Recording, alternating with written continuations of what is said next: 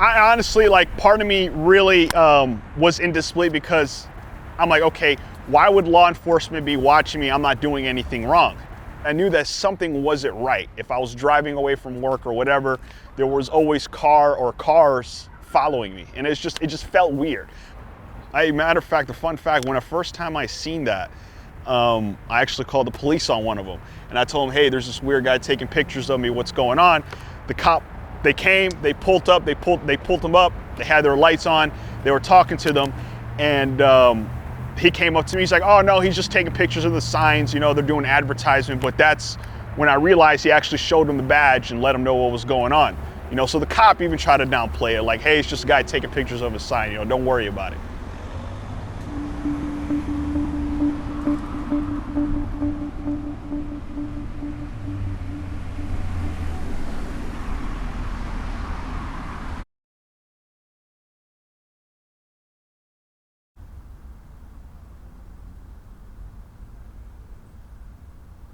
All right, story time, my first day of prison. Listen, if anybody that's been to prison and they tell you they were not nervous, they are absolutely lying. Reason being is because you have no idea what the expectation is when you walk into the prison. So when I went to federal prison at Terre Haute, Indiana, we were actually locked down for a few days because of an incident. So when I got to the cell unit, you can see trash and things like that everywhere because they were locked down for a few days. Now, I am Muslim. At the federal prison I was at, it was separated by race and geographical location. When they put me in that cell, it was actually a white cell, which is a no-go. Me as a Muslim cannot cell with a white guy. So he basically told me, what are you? What time you're on? I basically told him, hey, I'm Muslim. I'm rolling with the Muslim. He said, hey man, look, no disrespect. This is just how the prison operates. I cannot have you in my cell. So him and I basically talked to the lieutenant and the counselor there. They're able to find me to a different cell, a Muslim cell. I got out of prison December 2019. I had to check into a halfway house, but I got out of custody June of 2020. And so that's obviously like right before the pandemic started? Just about, right before it, when it was pretty much starting, yeah. I joined TikTok, I believe about 4 or 5 months after I was officially off federal custody. I don't know if it's just maybe because I just got out of prison, but how weird is it to walk into a bank with a mask on? I'm about to walk in there right now. What the fuck, man? You know, honestly, I really did feel like it was like a kid's app. I was hearing about TikTok when I came out, but when I seen it, I was completely wrong. I was scrolling through it and I'd seen people making videos about them doing their time in prison. I said, hey, you know what? I might give it a try as well. I was going through basically a real tough time with depression. I started to post a video on TikTok where you can use a sound, you can post random pictures and videos. I put videos of my mugshot, me in court, and then me transitioning back to society about being with family and things like that. And then it just absolutely blew up. And I said, hey man, this actually works. Some people do time and never talk about it, but for me, when I clicked that record button and I posted a video about my time in prison, talking about it was actually making me feel better about my situation. That one reached about 500,000, my first video. Can you listen to music in prison? The answer is yes. Can you wear hats in prison? Yes. Can you eat chips in prison? Absolutely. Did we have clean water in prison? The answer is no. What was prison like? One word, pain. So do I feel like my religion played a part into my sentencing? Yes, absolutely. I really wholeheartedly believe that there are some racism and prejudice in our criminal justice system. When you go to purchase a firearm, you fill out a form, and on that form I lied saying that I was not using drugs when in actuality I was using drugs. And was your sentencing unusual? Yes, it went about 40 months over the actual guidelines. I was supposed to get 10 or 15 months. That's anybody with a gun case.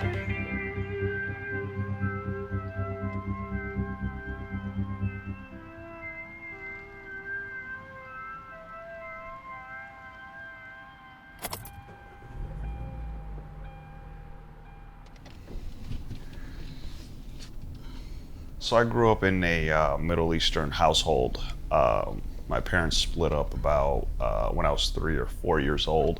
Primarily, I was raised by my dad's side of the family. So, but other than that, I mean, it was like pretty much, you know, they caring and loving. You know. Dearborn is predominantly an Arab city, so it's kind of like a little Middle East within, you know, America. When you live kind of like in a Middle Eastern kind of a household, they try to like shelter you as much as possible.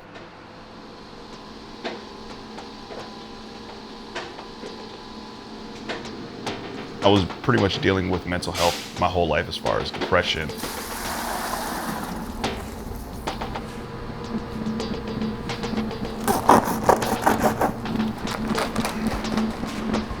After high school, that's where things kind of went downhill as far as mental health, because now I'm not in school anymore, it's just me.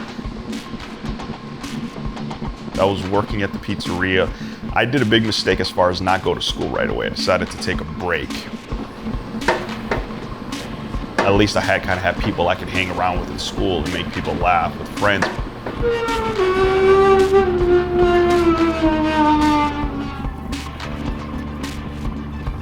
But they were all gone. I got into drugs. These are slices. We cook the slices ready to order. Weigh them by like 3 ounces, 3.5 ounces. So when we make the slice, it comes out like a little small personal pizza rather than like a regular slice type of thing, Working in Detroit as a pizza driver is probably one of the most dangerous jobs you can have. You go to apartments, you go late nights. I mean, there's blocks with no porch lights. Your Honor, I work in my dad's pizzeria in the city of Detroit. Your Honor, of the 8 years we have been open, I have been robbed at gunpoint. I have been jumped and robbed on deliveries. There were times I pulled up to an abandoned house and then I ended up getting robbed. As you know, Your Honor, being a pizza delivery guy is a matter of life and death. That's when I bought and registered a firearm. So, when did you first start viewing like extremist material online? For me, it was just a matter of like shock and awe. Why would somebody want to watch an action movie? It's one thing to watch an action movie, but it's another thing to like see stuff and it's actually like real life. Just to kind of get that exhilarating thing, just to pass the time, Yeah, I mean, I have the video where they burned that pilot. I have a bunch of pictures and videos of, beheading stuff.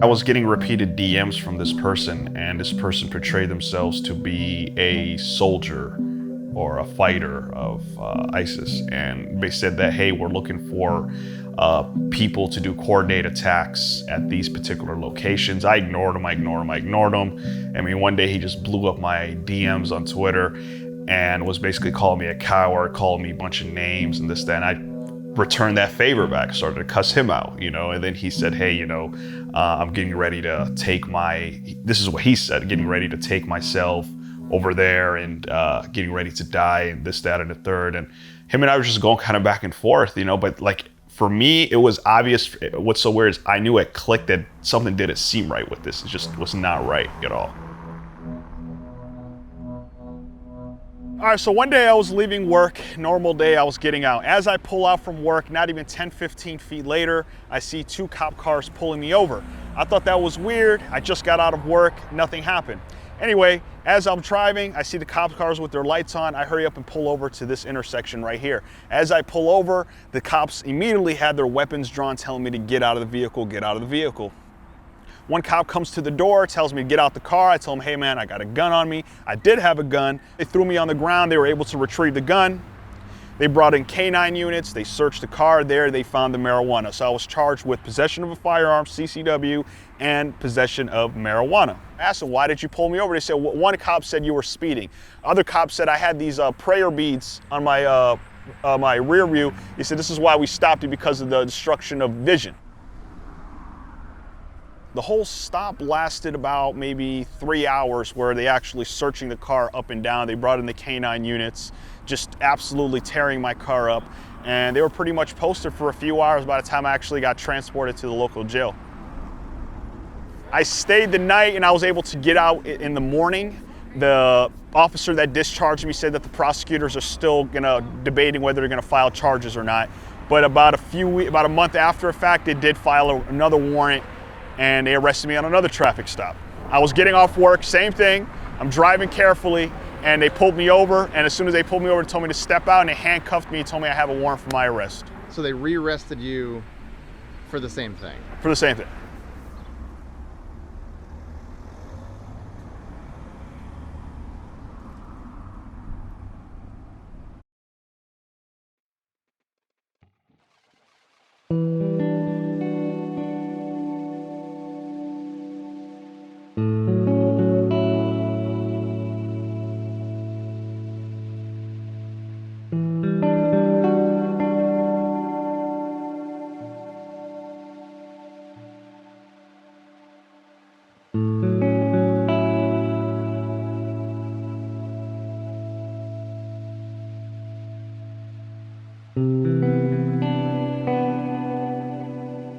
So got a contact, she DM'd me on Twitter and she showed me a few pictures of herself. The pictures portrayed her to be a very beautiful girl.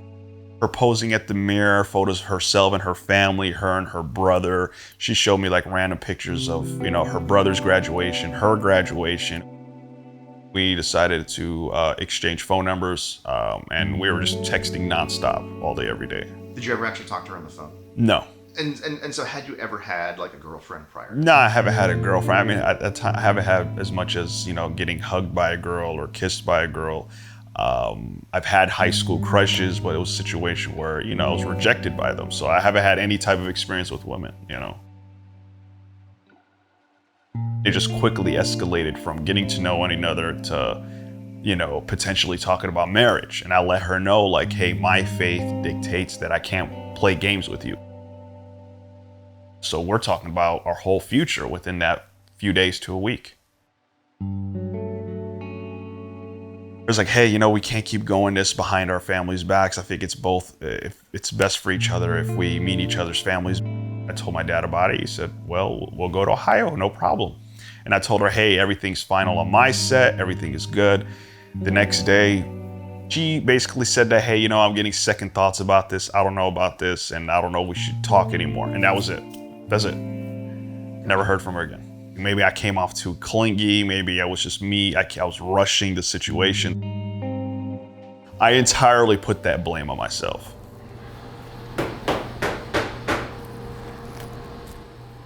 A couple weeks after I stopped hearing from Gada, I got a new message on Twitter from Jenna. She's basically telling me, like, hey, I really need to talk to you. I feel like God has connected us to talk. I really need to talk to you. She is a 19-year-old Iraqi from Michigan who lives with her parents. She said that she wore a full abaya, they call it, and that's basically a full veil. Her parents are like absolutely destroying her life. She was suicidal, she's tired of life, and she needs somebody to talk to. So she basically was portraying the fact that she just had it with life.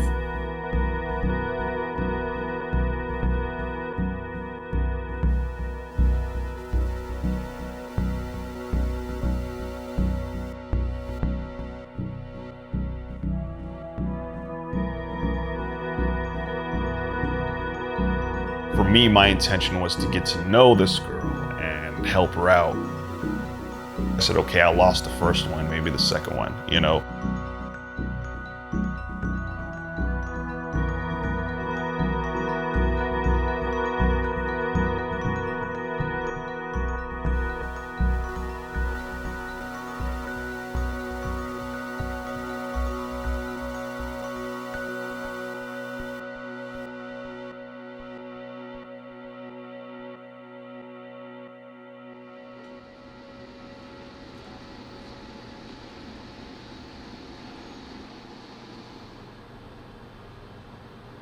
I basically was telling her, like, hey, I'm thinking about, was it that conversation? No, it was like a week beforehand. No, I'm sorry. Yeah, it was a situation where I was at work and I was pretty much tired of work, and I told her pretty much like, I don't know if I can keep doing this anymore, you know. And then that's when she called me. So. And that was the first time you had spoken? Yeah. And what was that conversation like?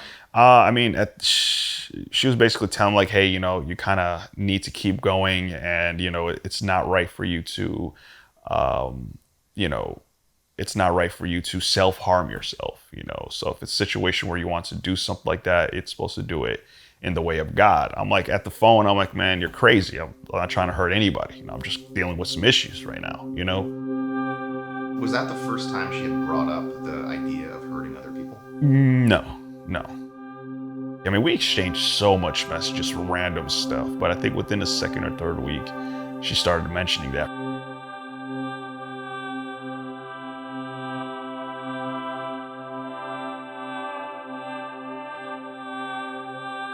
For me, I was like, steady, keep brushing it aside. I kept on telling her, like, you don't know what you want, and you probably just need to get married.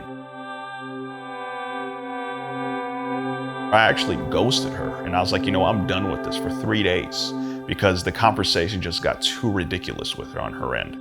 For 3 days, I ignored her, and for those 3 days, she was blowing up my phone. It shifted off from the violent stuff to now she needs somebody to talk to, now that she misses me.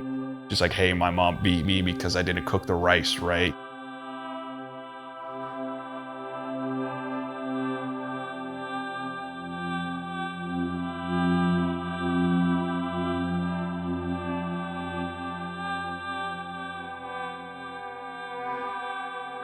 For me, it was a matter of flirting with her. I never had experience with women or talking with women. I was always awkward and shy around women. So for me, those were the things that was turning her on.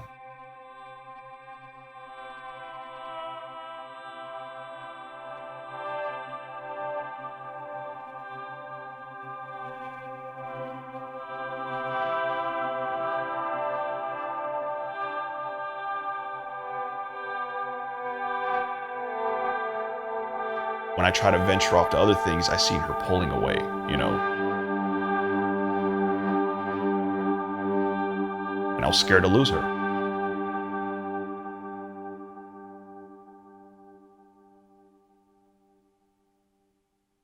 It was pretty much a random day. I woke up, Jenna texted me and asked me that, hey, are you going to work? I said, yeah, I'm going to work today. She's like, okay. So just getting ready, go to work, or go fill up gas. I go to park over here, which is where usual parking spot. I go over there to go open the store. And as I'm walking to go open the store, I just see one federal agent come out with a big gun, like AR looking type of gun. He told me to get on the floor. I looked at him like that, and I was completely in disbelief, like, what's going on here? And pretty much I knew it. I'm surrounded by a bunch of federal agents with guns in my face telling me, get on the floor, get on the floor. And I told them, hey, you know, this is my name. You make sure you got the right guy. They say, yeah, we got a warrant for your arrest. And I look at one guy's bulletproof vest that says FBI. I'm like, FBI? I say it out loud as I'm thinking. The guy tell me, yeah, we're actually all FBI. And I'm like, what in the world did I do to get in trouble with the FBI? As I'm arrested here, they did also simultaneous raid at my house. They cuffed my brother. They took my mom out of the house with my baby sister. So after you're taken into custody by the FBI, are you ever released after that, or are you just in custody? No, I did not see the light of day until I got out of prison. So they take me to the FBI building at an interrogation room. They do their little formal introductions. They tell me what I was charged for. I initially told them, I said, lawyer. I said that a few times. They tried to give me a paper to sign off my rights. I pushed it back and I said, hey, at this time, I'd like to speak to an attorney, please. That time the conversation was supposed to have been ended. But instead they say, well, we still have some more questions. And then they kept on prying. And then that's where they brought up that other stuff. My heart dropped in a sense because I'm like, this is what this is about. And then I repeatedly kept on asking him, what am I being charged with? He said firearms. So I'm like, why is this even relevant then if I'm not being charged with this stuff? During the FBI interrogation, the FBI made it seem that Jenna is in the second room next to me in trouble as well. I'm telling them this is a whole misunderstanding.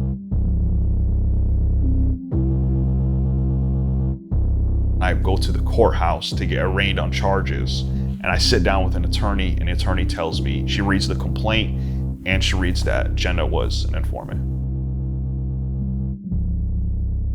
I'm like, she's an informant? And my lawyer was like, yes, she's an informant. And I literally put my head down. I was like, it was heartbreaking. Imagine a relationship ending. You're in a state there's always a stage of denial, you know? So yeah, it was a weird way to deny it, given the fact that I was in custody, you know, not broken up, you know, but no, I didn't want to believe it.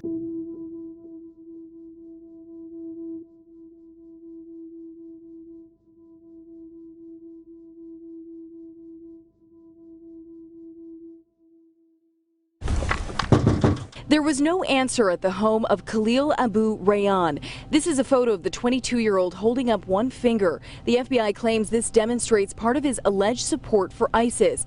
The feds have been watching Abu Rayyan since last May. The Dearborn Heights man came under surveillance after pro-ISIS Twitter posts, gun purchases, and the online conversations Abu Rayyan had with someone he didn't know was an undercover FBI agent.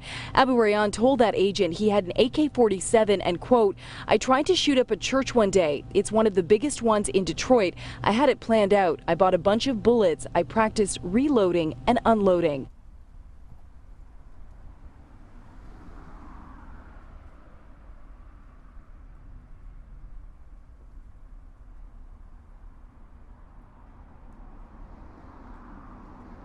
My lawyer, Todd Shanker, he gave me this quote that a grand jury indicts a ham sandwich, meaning whatever charges you put on a grand jury, the grand jury is going to indict you on it. And for them to return back with no indictment on terrorism really just goes to show that the prosecution did not prove beyond reasonable doubt that there was some type of crime committed there. Now calling case number 16-30039, United States of America versus Khalil Abu Rayyan. Your Honor, Todd Shanker, appearing on behalf of Mr. Rayyan, standing to my left. They took advantage of this young man, and they inserted an undercover agent. Everything that came after that was about Khalil trying to say what he thought she wanted to hear. And they tried to radicalize him, and by radicalize, I don't mean looking at videos on Twitter. I mean going out and hurting somebody. And he never did it. He never did it. And the closest thing in that affidavit is the paragraph about him loading up his car with, and he told the undercover that it was an AK-47, and his dad found it. Well, his dad has submitted this affidavit. That never happened. Government executed search warrants.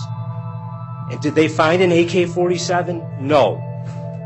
And what I think is interesting in these conversations that have been outlined for the court, they left off the conversation that was had with Khalil the night before the arrest. The undercover brought up the church shooting again. She said, whatever happened to that? And Khalil said, I don't want to hurt anybody. What I want to do is marry you and have a family. But just as every other time that he said that, she would say, she basically said no. She said, you're a fraud. Her name was Jannah Bride. Jannah in Arabic means paradise. Coincidentally, Rayyan in Arabic means door to paradise.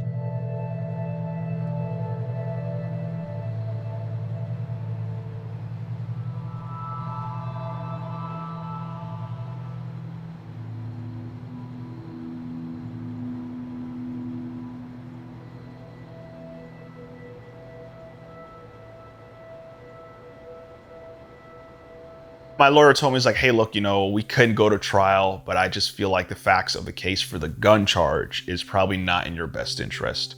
I feel like, you know, you should probably plead guilty because it's going to be very hard to, you know, show that you are innocent when, you know, I was already pled guilty to the state and whereabouts. Yep.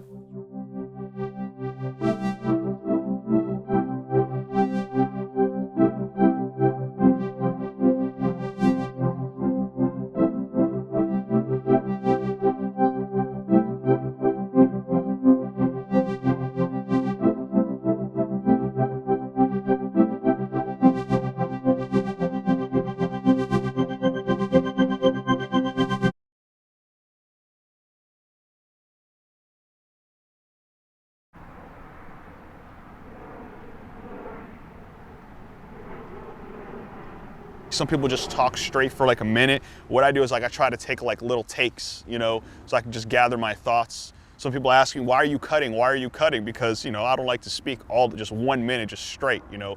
An idea might pop up, I might mess up. And if I mess up, I can just press the little delete key right here, you know, and I just go from there. So do I have any tips for a CO starting out? Well, first and foremost, this is how I want you guys to look at it. Don't look at yourselves like cops. Do more like counselors. We understand that you guys have a job to do. However, respect goes a long way. If you guys respect us, we will respect you.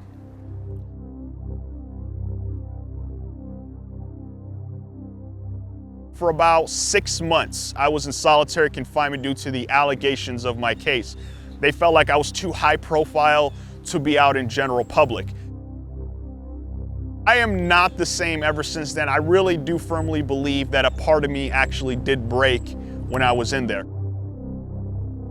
I felt like I was forgotten. I mean, I thought my family forgot about me. I thought that this was going to be my life, that I was going to be in solitary confinement. I got into the fetal position and I broke down. It was brutal. It was torture.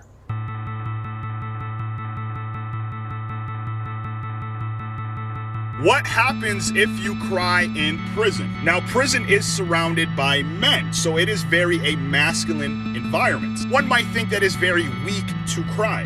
However, you are in prison, your freedom is taken away. So there are inmates who do cry. So if you go to a federal active yard, groups are separated by a thing called cars. You have state cars, you have religious cars, and you have gang cars. So if somebody's new and they walk in, they say, what car are you in? So basically, what time are you on? So a lot of people have this idea the food in federal prison, you're gonna get like steaks and scallops. Federal prisons are not like what it used to be. Don't get me wrong, you do have some good trays, but for the most part, it is trash. It's prison. Prison etiquette that I learned, part 6. Today's lesson, we're gonna talk about calling someone the B word. So if you have been following me, yes, I was in prison with the Somali pirate, the one they made the movie out of. He was the only survivor when they hijacked that American ship. So I have a story time on this when I got sent to SEG over a fight that I was involved with. Now some guy just walks into the TV room and without asking permission changes the channel. My Muslim brother and the guy kind of get into it, words are exchanged. They go in the cell, start tussling. I seen the Muslim guy have the dude in a headlock, so I want to go break it up. But what I didn't know is the guy's finger was attached to the door, so his finger was severed as soon as I opened it.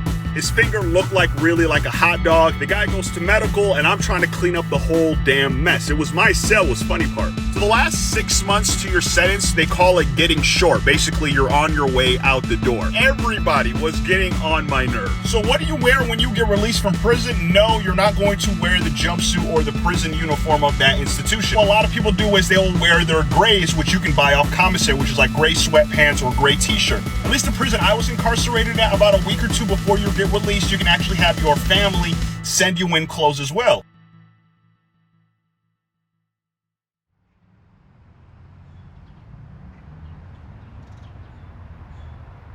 Last couple days, I didn't sleep. I couldn't sit still. Fun fact, actually, the day I was supposed to get out, they were supposed to have a federal execution planned the same day. They had protesters, they had news, they had everybody there getting ready for that execution. So they pretty much locked down that whole area. So a camper had to drop me off at a local Walmart.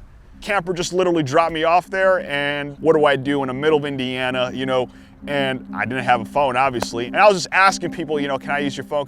A few people said no, and one lady actually did say, yeah, you can use my phone. I called my dad and said, hey, I'm at the Walmart, this section.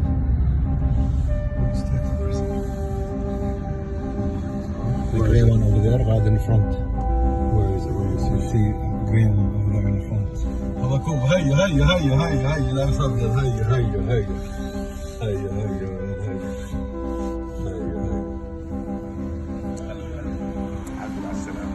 ما شاء الله عنك ما شاء الله عنك الحمد لله على السلامة طب حطوا كانوا وراحوا يا هو الحمد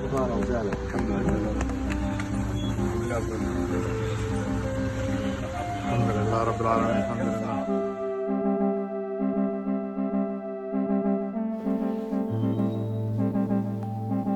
Now that I'm out of prison, I have gotten into a relationship where it's serious now. At first, yes, it was very difficult for me to actually trust this person. I initially thought for a while that this person was, in fact, an undercover informant. History is repeating itself. So do I feel like the feds are still watching me? I really do think so. Now, I'm not going to get into how I know for a fact they're still watching me, but I really know for a fact that it is happening, and that's okay. I'm not really doing anything. If they want to waste their resources, go ahead and waste their resources. When this person found out what the actual facts were, you know, she was very understanding that, you know, hey, I can see why now you had your thoughts and your paranoia where it came from. And I'm glad I made the decision to trust this person more now, where it's a serious relationship now.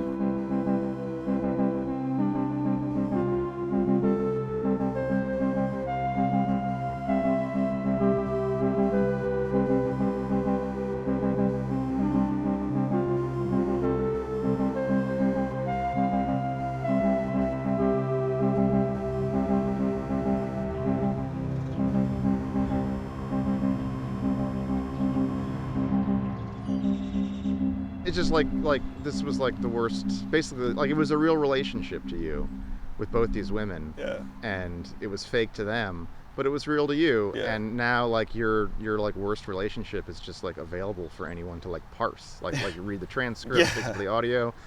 Like, have you gone back and read those transcripts or listened to the audio? Yeah, I mean, I have not necessarily listened to the audio, but I have read the transcripts, some of the conversations we've had, the things that I've, you know, said. And I mean, I just can't believe that I was, like I said, it was like a real relation to me. I firmly believe that these women were actual women who were actually interested in me. The FBI knew exactly what I was missing in my life, and that was a girl. Hello, Assalamu alaikum. Where's your parents? She just stepped out to Kroger's. Oh. But she's gonna be back any minute. What's wrong? Why do you say you wanna hang yourself today? Did you say you wanna kill yourself today? Maybe. Why do you say that? I'm tired of this, you know. I'm tired of this. We're doing the same thing every day. I'm saying. But you're just saying that, right? Like you didn't plan anything. No, because I bought a rope this morning, you know. I bought it. No, it's not that hard. What do you mean it's not that hard? It's hard to take your own life, Khalil. That's a lot. But it's just, I think maybe Allah will understand. So, yeah, but how do you want to do it? Like, what do you mean? I used to just tie the rope and then ceiling and stand and put a chair and I tie my neck around the rope and then I kick the chair and already like a minute or two I'll be over, you know.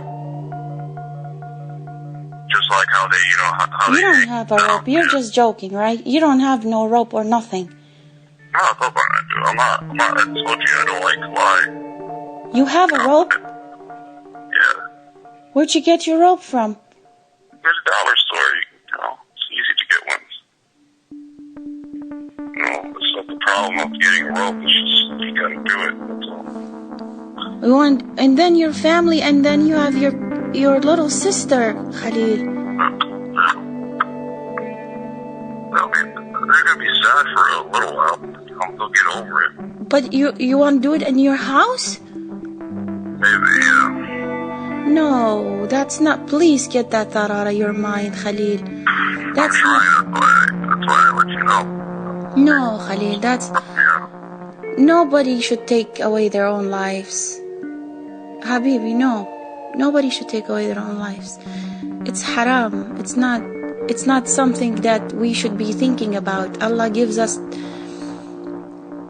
trials, problems, but we have to be strong enough to tackle these problems. You know, nothing stays the same. I mean, like I told you before, you know, when it's... Subhanallah, this is making me really sad. When it's for the sake of Allah, when it's jihad, or when it's based on our aqeedah or for a cause, that's the only time Allah subhanahu wa ta'ala allows it. But not to put your life to waste and just hang yourself like you say you want to do. That's not the right thing to do. I mean, inshallah will be okay, you know. Inshallah everything will be alright. But I mean, I'm feeling a little better that I'm talking to you, you know. And you promise that you're not gonna do anything to hurt yourself. I promise you. Yeah, I promise you. Okay, good. And thank you for trusting me and calling me to help you with this. Thank you. Alright, anytime. I love your voice, by the way. جزاك خيرا. Okay, smile. Don't be sad.